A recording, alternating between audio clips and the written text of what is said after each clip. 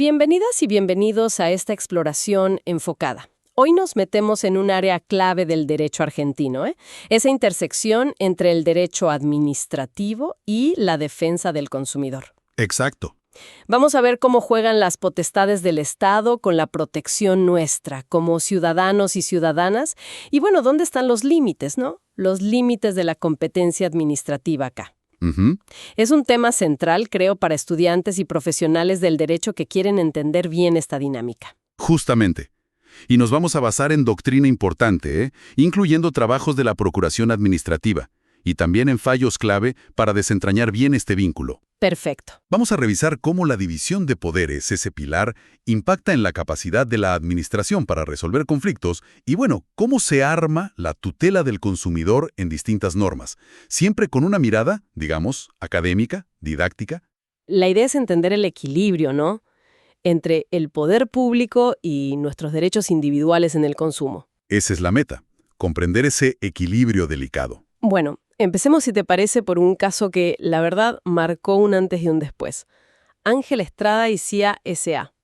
Sí. Un fallo de la Corte Suprema del 2005 que todavía hoy se cita muchísimo. ¿Por qué es tan relevante? Es fundamental. Mira, porque va directo al hueso de una cuestión central. ¿Pueden los entes administrativos, como el NRE en este caso, ejercer funciones que son, digamos, propiamente judiciales? Claro. El caso arrancó por un reclamo de Ángel Estrada, la empresa, contra Edesur, la distribuidora eléctrica. Lo presentó ante el ENRE, el ente regulador. ¿Qué reclamaban? Reclamaban por daños y perjuicios. Habían tenido cortes de luz, problemas de tensión que les afectaron equipos, bueno, lo típico. ¿Y el ENRE qué dijo? El ENRE les rechazó la indemnización. Dijo, básicamente, que la responsabilidad de Edesur se terminaba con pagar las multas que estaban en el contrato de concesión. O sea que esa multa era la única y total reparación. Ah, ahí está el nudo del asunto. O sea, no era solo la multa. Claro. La empresa decía, un momento, la multa está bien, pero yo además tuve otros gastos, otros problemas concretos, ¿no? Como alquilar un generador, por ejemplo. Exacto. La pelea era si esa multa era un techo, un límite, o si además se podían reclamar los daños reales. Ese es el punto clave.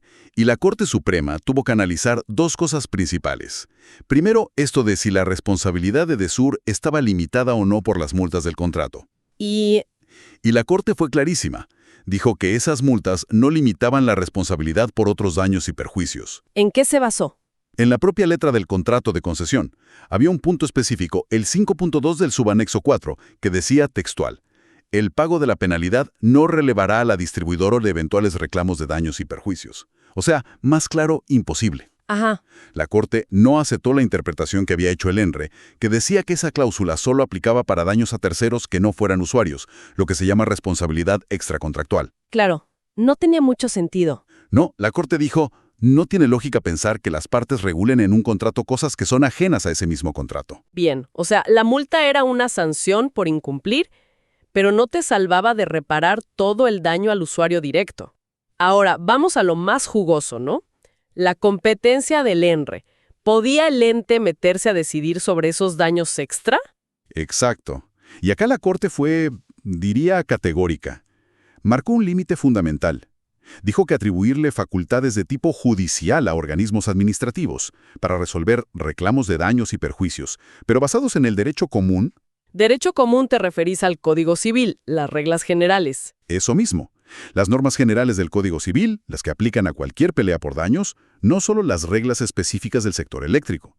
Bueno, darle esa facultad a la Administración, dijo la Corte, viola principios básicos de la Constitución. ¿Cuáles mencionó? Mencionó dos clave: la garantía de defensa en juicio, artículo 18, y la prohibición expresa que tiene el Poder Ejecutivo de ejercer funciones judiciales, el artículo 109. A ver, la Corte reconoció que existe la doctrina de la jurisdicción primaria, ¿no?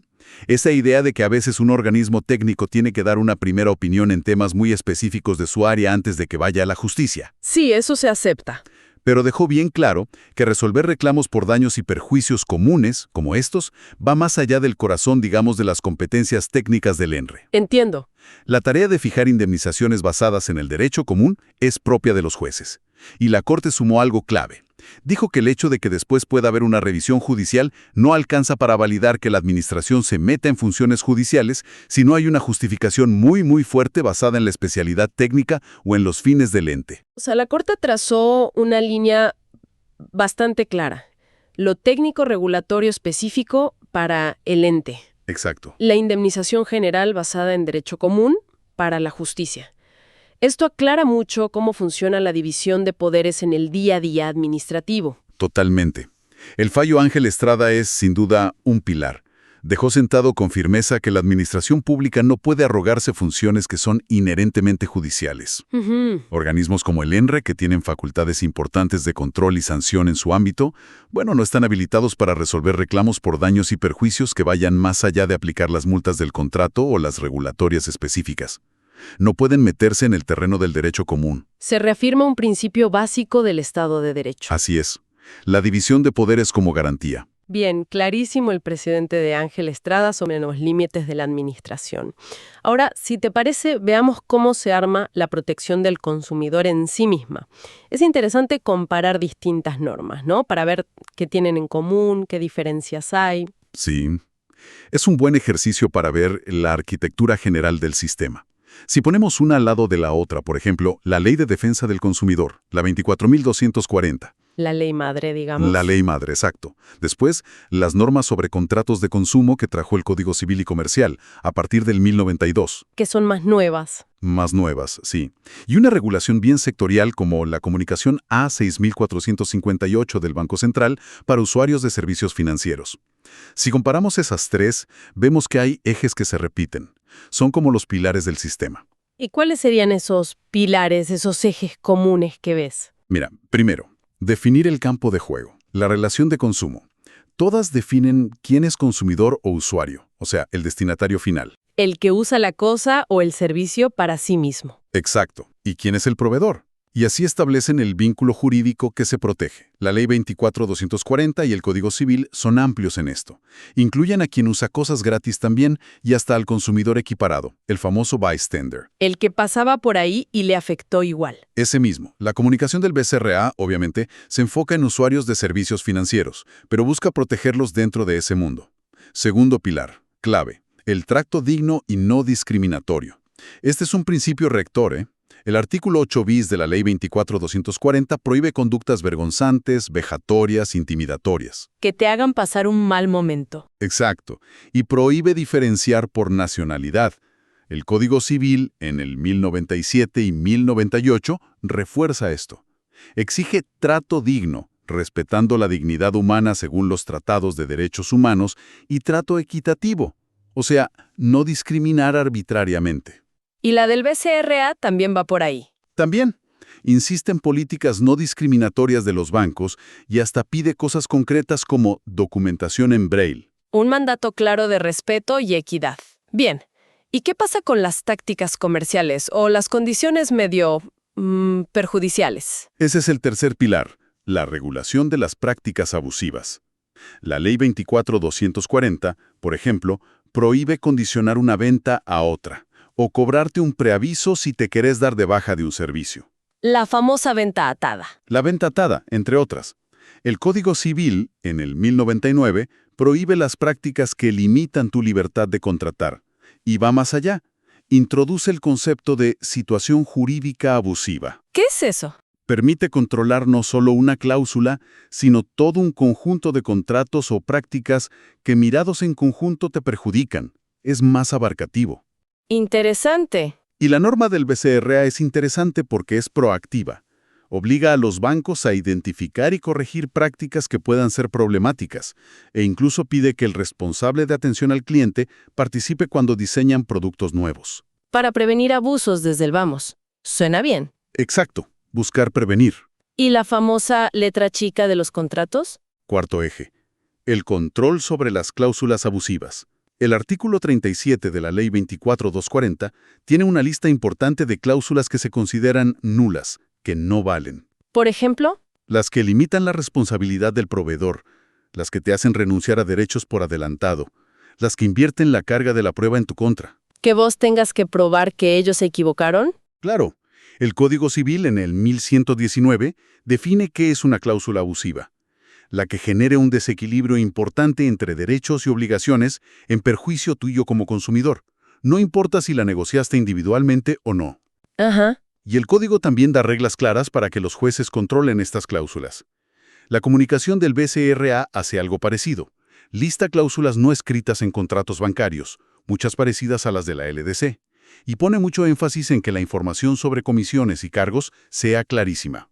La transparencia parece ser otro hilo conductor en todo esto. Sin ninguna duda, es el quinto pilar: el deber de información y la publicidad. Tanto la Ley 24240 como el Código obligan al proveedor a darte información cierta, clara, detallada y gratis. Que se entienda fácil. Exacto. Y como regla en papel, salvo que vos prefieras otra cosa. Y algo muy importante: lo que dice la publicidad obliga al proveedor. Es parte del contrato. Ojo con lo que prometen en los anuncios, entonces. Tal cual. Y se prohíbe la publicidad engañosa o abusiva, por supuesto. La norma del BCRA también exige muchísima claridad en todas las condiciones: tasas, comisiones. Y para cerrar estos pilares, hay un derecho muy práctico, para algunas compras, ¿no? Correcto. El sexto eje: el derecho de revocación. El famoso botón de arrepentimiento. El de los 10 días. Ese mismo. Tanto la Ley 24240 como el Código te dan 10 días corridos para arrepentirte y dejar sin efecto, sin costo y sin dar explicaciones los contratos que haces fuera del local del vendedor, en tu casa por ejemplo, o a distancia, por teléfono o internet. Clave para compras online o por teléfono. La norma del BCRA lo lleva al mundo digital. Exige a los bancos tener un botón de baja o botón de arrepentimiento fácil de encontrar en sus páginas o apps. Queda bastante claro el panorama.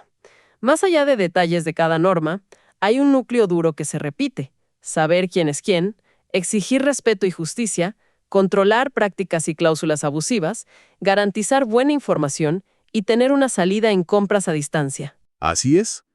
Estos pilares arman un sistema de protección bastante robusto, La LDC como marco general, el código que complementa y profundiza, y normas sectoriales como la del BCRA que adaptan a realidades específicas, dialogan entre sí, se potencian. Muy bien, tenemos los derechos básicos claros y, gracias a Ángel Estrada, sabemos que la administración no puede hacer de juez. Ahora, la pregunta del millón.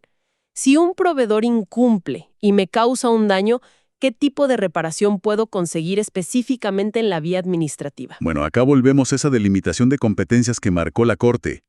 La sede administrativa sí puede ordenar reparaciones, pero, como decíamos, son limitadas. El concepto clave es el daño directo. Está en el artículo 40 bis de la Ley de Defensa del Consumidor. ¿Y qué es exactamente el daño directo según la ley? La ley lo define, como todo perjuicio o menoscabo material que sufrís, que se puede valorar en plata, y que te lo causa directamente el proveedor, sobre tus bienes o tu persona, por una acción o por una omisión de él. Ajá, daño material y directo. Pero ojo, tan importante como lo que incluye es lo que el mismo artículo excluye de forma expresa. ¿Qué queda fuera? Queda fuera el reclamar por violación de derechos personalísimos como el honor, la intimidad. Ok. Tampoco afectaciones a la integridad personal, a la salud psicofísica, ni las afecciones espirituales legítimas. Lo que llamamos daño moral. Exacto. El daño moral queda afuera. Tampoco la frustración del proyecto de vida, ni en general consecuencias que no sean puramente patrimoniales, digamos, económicas. Entendido. Entonces, si voy por la vía administrativa con el 40 bis, solo puedo pedir la plata del perjuicio económico directo, lo que puedo probar con una factura, un presupuesto. Exacto. El costo de arreglar el electrodoméstico que se quemó, como decías, o que te devuelvan un cargo mal cobrado en la factura del celu. Esos son ejemplos típicos de daño directo. ¿Y cómo se pide? ¿Hay que hacer algo especial? Sí, por ejemplo, si usas el procedimiento de la Ley 757 en Capital Federal, tenés que pedir expresamente en tu denuncia la indemnización por daño directo. Tenés que decir cuánto reclamás, o al menos estimarlo de forma fundada si no tenés el número exacto. Y tenés que explicar por qué lo pedís y ofrecer las pruebas. Facturas, fotos, presupuestos, lo que tengas. Bien. ¿Y qué pasa con otros daños que sí se ven en los juicios? El daño punitivo, esa multa extra para castigar al proveedor. Fuera. O el daño moral, por la angustia, el mal trago. También fuera. El propio artículo 40 bis lo deja claro. El daño punitivo que está en el 52 bis de la LDC es una multa civil, pero la aplica un juez, no la autoridad administrativa, y la tiene que pedir el consumidor en el juicio. La idea es castigar y disuadir, no compensar. Entiendo. Y el daño moral o psicológico, como dijimos, está explícitamente excluido del daño directo administrativo por el 40 bis, cuando habla de no incluir afecciones espirituales o daños a la salud psicofísica. Para reclamar eso sí o sí hay que ir a la justicia, no queda otra. Es una distinción súper importante, no confundir el daño directo con estas otras cosas. Y tampoco confundir el daño directo, que es una indemnización para el consumidor, con las sanciones y multas administrativas. Claro, las que le pone la autoridad al proveedor por incumplir la ley. Esas mismas. Las del artículo 47 de la LDC o el 18 de la Ley 757 de CABA. Pueden ser un apercibimiento, una multa económica, hasta una clausura. Esas son sanciones del Estado al proveedor. ¿Y esa plata de la multa no va para el consumidor que denunció? Aunque a veces se usan para fondos de educación al consumidor o cosas así. Son dos carriles distintos, la sanción al proveedor y la posible reparación del daño directo al consumidor. Clarísimo, entonces. Resumen. La autoridad administrativa puede sancionar al proveedor y, si lo pedís y lo probás bien, ordenar que te pague el daño material directo. Para todo lo demás, moral, punitivo, daños más complejos, el camino es la justicia. Exactamente así. Bueno, ya sabemos qué se puede reclamar administrativamente. Ahora, la pregunta es ¿dónde? Porque hay distintas vías, ¿verdad? ¿Cómo funciona eso? Acá entra un concepto muy nuestro, muy del federalismo argentino, las facultades concurrentes. ¿Qué significa eso? Significa que tanto a la autoridad nacional, que hoy es la Secretaría de Comercio Interior, como las autoridades locales, cada provincia y la ciudad de Buenos Aires, tienen competencia al mismo tiempo para aplicar la ley, controlar que se cumpla y tramitar denuncias por infracciones que pasen en sus territorios. O sea, ¿puedo elegir dónde ir? En muchos casos sí. Depende de dónde vivas, dónde ocurrió el problema. La propia ley 24240 lo dice, y las leyes locales como la 757 de CABA también lo reconocen. Esta concurrencia hace que, lógicamente, existan distintos procedimientos administrativos según dónde inicies el reclamo. ¿Y son muy diferentes esos procedimientos? ¿Nos das una idea general? Tienen cosas en común, pero también diferencias importantes que hay que conocer. A nivel nacional, el gran cambio fue la Ley 26.993 que creó el COPREC. El servicio de conciliación previa. Ese mismo. Para muchos reclamos individuales, los que no superan cierto monto en salarios mínimos, es obligatorio pasar por el COPREC antes de ir a juicio o incluso antes de que la autoridad nacional pueda empezar un sumario para sancionar. Es una instancia de conciliación sí o sí. Una etapa previa obligatoria. Exacto. Después, si miras la provincia de Buenos Aires, tienen su propia ley, la 13.133, con su procedimiento. También tiene una etapa de conciliación obligatoria antes del sumario. ¿Similar? Bastante similar en la estructura. Y en CABA, la Ley 757, con su reglamentación, también diseña su propio camino. Y como en nación y provincia, también hay una instancia conciliatoria obligatoria antes de abrir un sumario contra el proveedor. Parece que la conciliación previa es una tendencia fuerte. Sí, se busca fomentar el acuerdo antes de escalar el conflicto. ¿Y la normativa del BCRA que mencionamos antes, dónde encaja acá en los procedimientos? La comunicación A6458 del BCRA es un poco distinta. Lo que hace es obligar a los bancos a tener un procedimiento interno de reclamos. O sea, primero reclamarle al propio banco. Claro, tenés que poder presentar tu queja o consulta al banco y ellos tienen plazos para responderte. Pero esto no es una vía administrativa como las de defensa del consumidor. No es un organismo del Estado resolviendo tu problema o sancionando directamente para vos. Es una obligación para el banco. Exacto. Es una obligación regulatoria. Si el banco no cumple con su propio procedimiento interno, el BCRA sí lo puede sancionar. Pero el BCRA no te va a resolver tu reclamo individual como lo haría defensa del consumidor. No te va a fijar un daño directo, por ejemplo. Entiendo. Si el banco no me responde o no estoy conforme, ¿qué hago? Ahí tenés que ir a las vías administrativas clásicas de defensa del consumidor, la nacional o la de tu jurisdicción, o directamente a la justicia. Lo importante de todo esto es que cada procedimiento, nación con COPREC, PBA, CABA, tiene sus propios plazos, sus requisitos para la denuncia, sus reglas para las audiencias, cómo se ofrece la prueba, qué recursos tenés. Hay que conocer el detalle de cada uno. Fundamental. Esto muestra bien la diferencia entre ley de fondo y ley de forma. La de fondo, como la LDC o el código, te dice cuáles son tus derechos. La de forma, las leyes procesales de cada lugar, te dice cómo tenés que hacer para reclamarlos ahí. Para un profesional, conocer estas diferencias es clave para ser eficaz. Sin duda, un laberinto necesario de entender. Bueno, hemos recorrido puntos claves, ¿eh? El impacto de Ángel Estrada limitando las facultades judiciales de la administración. Fundamental. Los pilares de protección al consumidor. Trato digno, información, control de abusos. El núcleo duro. El alcance específico y acotado del daño directo como única reparación económica en sede administrativa. Solo el daño material directo. Y esta realidad de competencias concurrentes y los distintos caminos procesales que hay. Exactamente. Y creo que es valioso recalcar, como lo hace la doctrina de la Procuración Administrativa, que la tarea de estos organismos de control y defensa va más allá de aplicar normas fríamente. ¿Cuál es esa función más profunda? Es construir y mantener un equilibrio muy delicado entre el poder del Estado y nuestros derechos como individuos.